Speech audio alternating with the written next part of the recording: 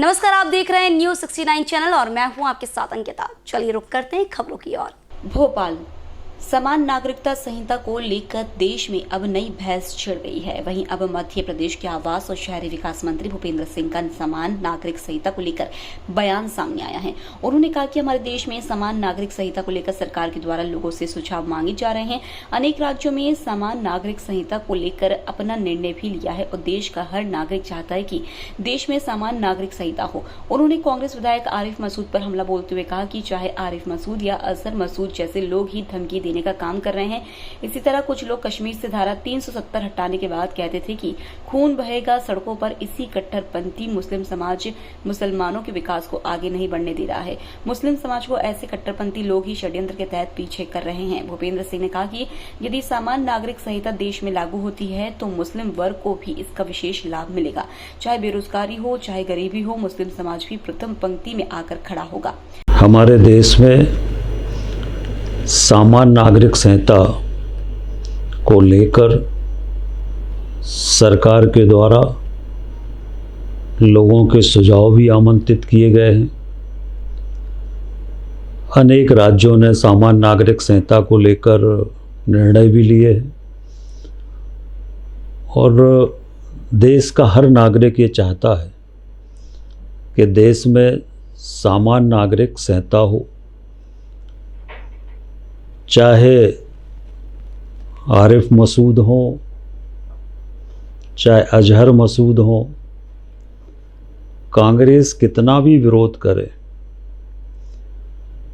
पर देश का हर नागरिक चाहता है कि देश के हित में समान नागरिक संहिता हो।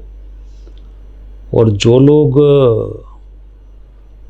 धमकी देने का काम कर रहे हैं, आरिफ मसूद जैसे लोग, उनको मैं कहना चाहता हूँ कि इसी तरह की बातें कुछ लोग कश्मीर से धारा 370 हटने के बारे में भी कहते थे कि सड़कों पर खून बहेगा, खून की होली खेली जाएगी। पर हम सब ने देखा कि हमारे देश के प्रधानमंत्री जी के ऊपर देश की जनता ने विश्वास किया और इसलिए ये धमकियों से सरकार नहीं डरने वाली। ये देश की जनता अगर चाहेगी तो देश में समान नागरिक संहिता का कानून जरूर आएगा और देश का जनमत ये चाहता है।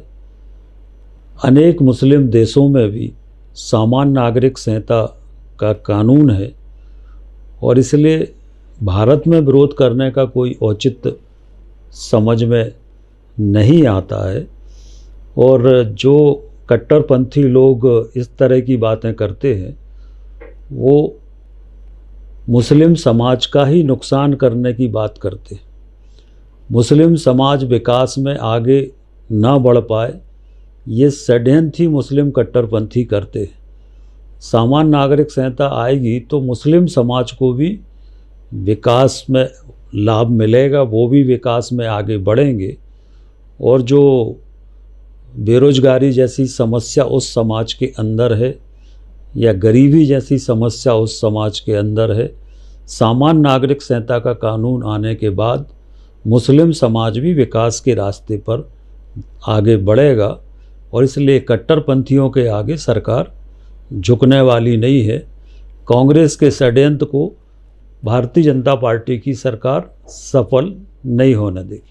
इसी तरह की और खबरें देखने के लिए बने रहे हमारे साथ, देखते रहिए न्यूज़ 69 चैनल। जब तक के लिए धन्यवाद।